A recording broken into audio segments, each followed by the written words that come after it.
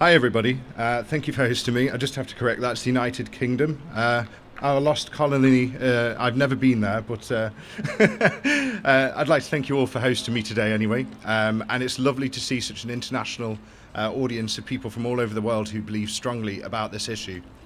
I'd like to follow on from David's theme on medicine, because whilst I think it's important that we continue to spread the message and try and inform medical professionals of the lived experiences of men, I'd also like to give a little bit of historical foundation to this subject matter in general with male circumcision.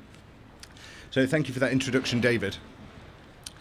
When we talk about circumcision, we are talking about a procedure that has been performed for thousands of years. And arguably the first surgery and certainly the most widely performed.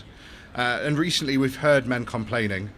Without thousands of men online in growing numbers expressing this anger and the remorse and sadness and dissatisfaction, would we have actually been as aware as what we are today? And the question that we get asked by professionals working with this is that why do men suddenly have this problem? Is this a contemporary issue? Is this applying new morals to old contexts? And I would actually say that we believe that they've always had a problem, but they've never had such a platform. So the internet has granted men these online forums to be able to talk about this issue. And as many of you in the audience will know, that until the 1960s, circumcision was widely justified as a method of blunting male sexuality and impeding the sex lives of men. And this was arguments used by doctors and laymen alike. So this isn't just something that for instance, with FGM, we're aware of how this can affect women. Well, these exact same arguments were being used until the 1960s, and they were actually one of the major justifications for popularizing the practice in the United States. Papers including Miller and Snyder's Immediate Circumcision of the Newborn Male, that was a journal article in the Journal of Obstetrics and Gynecology in 1953. This encouraged people to perform circumcision to blunt male sexuality. The second was by M. Fishbane, and he called for circumcision to prevent nervousness and masturbation, and that was from Sex Hygiene, Modern Home Medical Advisor. So these are, and that was published in 1969. So whilst these arguments that we are using to do with the experiences and the sexual functions that are impacted upon men, we're not arguing that hasn't already been known for many years. The only thing that's changed is the argument and the context of what medics and doctors will use as a justification for the procedure. And there are men alive today, all around the world, that were circumcised specifically to control their sexuality and their behaviour. And how many medical professionals are aware of this? After the liberal reform of the social attitudes in the 1960s, societies abandoned the unacceptable justifications, but this has not functionally changed the dynamics of the procedure. Intentional trauma is avoided, but the outcomes and even the techniques have not functionally changed. So we can still presume that there will be sexual trauma amongst some men. Unfortunately, once the change has occurred, one change that has occurred is that professionals were aware of this impact on men psychologically and physically. There is now a culture of ignorance about the long-term impacts on men, and professionals are comfortable to continue to presume the appropriateness of circumcision, despite generally recognising that there is an unknown number of men negatively affected. Obviously, it's impossible to weigh up pros and cons when you have unknowns. Certainly in the UK, though, it's not difficult to find medical institutions, trade unions and trusts that have recognised some level of harm or consequence for men. Examples include the British Academy of Urological Surgeons, the British Academy of Paediatric Surgeons and the British Medical Council, to name a few. All acknowledge that there may be dissatisfaction or impacts to sensation and function of the penis post-circumcision. This is acknowledged in the patient-facing literature as well as guidance for professionals. Anyone interested in looking at this, I recommend the BMA's non-therapeutic medical circumcision, male circumcision guidebook. In 2008, paper published in South Korea by Pang and Kim, there was a survey of 5,434 males and 267 practicing doctors on male attitudes towards their circumcision. And this is the closest large sample satisfaction survey that I'm aware of ever being undertaken, unless I'm mistaken. But the self-reporting of men in this survey reported that 80% had no preference for or against, they were okay. But of the remaining 20%, a 2-to-1 ratio, so just about 14% of them said they'd experienced negative impacts to their sex lives.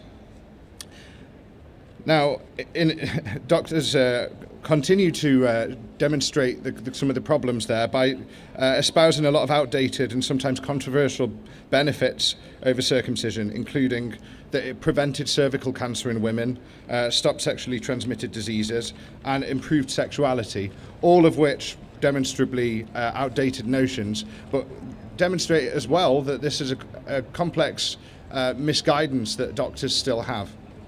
This is 2008. So let's quickly recap, and I'll speed up from here. So circumcision was once encouraged as a method of impeding sexuality. Many professional bodies acknowledge that some men feel harmed, and professionals do not know the extent of harm, but despite this still endorse circumcision far too often without attempting any alternatives first. In a report that was published in the UK, Professor Simon Kenny at Alderhay Children's Trust suggested that over half of the circumcisions in the UK, this is medical circumcisions, were unnecessary and could be resolved with less invasive techniques. We would argue that it might even be higher. However, we still think this is a significant statistic. So why does the culture of ignorance continue? Well, I'd like to step back from solely criticising medical professionals, because indeed, like all sciences, medical science is a work in progress that requires reflection and development.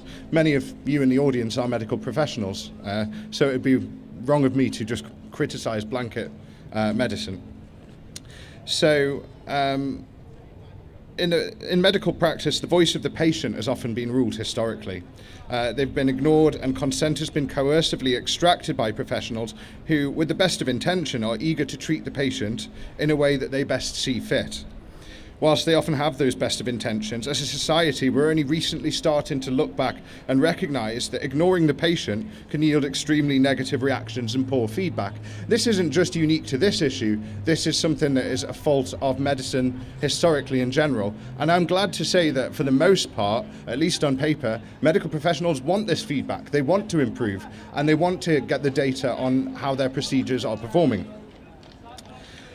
When the negative reactions to healthcare do occur, the feedback channels historically have been inadequate. And 15Square described this as circular logic. So, first of all, men complain about the unexpected consequences that they weren't told about. Medical professionals then dismiss their complaints as the procedure is presumed safe. And because the procedure is presumed safe and satisfactory, doctors assume that there's another issue at play. And because they've then dismissed it, then there's few reliable records for making research. So if you're not recording properly what people are saying for the reason that they are saying it, how are you going to improve medicine and improve research? And because there is not enough research to base their information off, they continue to make the same recommendations time again, and the cycle repeats. So the final point on the negative feedback this is an area we want to kind of encourage people to pursue. So recently, 15Square have been working with an organisation. It's a healthcare watchdog, in the United Kingdom. They're called HealthWatch. It's a UK organisation with regional offices around the country, and they have statutory powers in the UK, and they are funded by the state in order to try and find problems in healthcare. And what we have at the moment is a lot of people are aware of complaints channels internally if they are feeling like they had something that was not what they wanted or they weren't expecting from the medical professional. They tend to go and complain to the medical professional. And this is where we think a lot of problems occur, is because those complaints seem to be siloed or they don't actually develop from this. People want to avoid liability. But by complaining externally to healthcare watchdogs, and I encourage anyone who hasn't told their story to the medical profession, I encourage you to do so, because somewhere these will be recorded. And if enough of us speak out about this issue, then this is something that they, as an external watchdog, can investigate. So internal complaints, how seriously they take up an issue is up to them, and the steps that they take to resolve the issue, if at all, is up to them. All power is in the hands of the healthcare providers. So I'm confident if many thousands of men all use their voices to say that I am not happy with this, and I am not happy with the service that you provided, and that circumcision has harmed me, then they will lose their power to dismiss men's voices as something else. Each country has a different way of dealing with this, and we found ours. But it's interesting how, since we have been in touch with this healthcare watchdog, we're really happy to say that this is going to inform a lot of our strategy for informing men on how they can take their complaints further. Go on the record. You may feel that your voice is not taken seriously at first. However, to change a culture of ignorance, we must break the culture of silence. Self-censorship, due to a fear of ridicule and dismissal by medical professionals, has created this culture of silence, and they sweep the concerns of men under the rug. Even if they never acknowledge this issue publicly, behind the scenes, a growing recognition will start to emerge. We do think this has happened in the UK actually as well. So the statistics for how many medical circumcisions take place is a fraction of what it was 30 years ago, before 15Square were operational.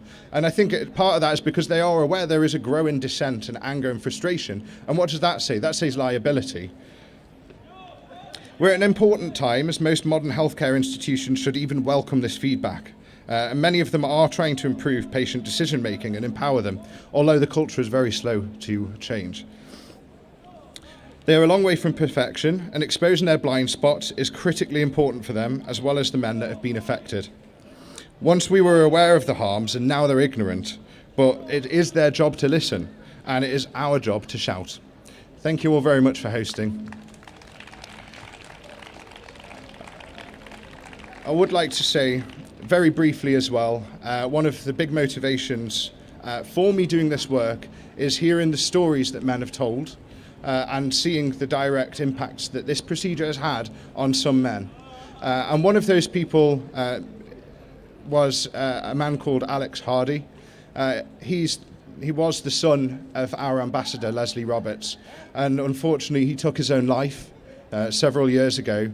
But the book that she released, A is for Alex, discusses his experiences and the impacts that this has had on her and the impacts that it had on him. And I'd just like to remind anyone who's dealing with these issues that you are an inspiration to continue the work that we do, and your stories are important, and some people do listen. So thank you all very much.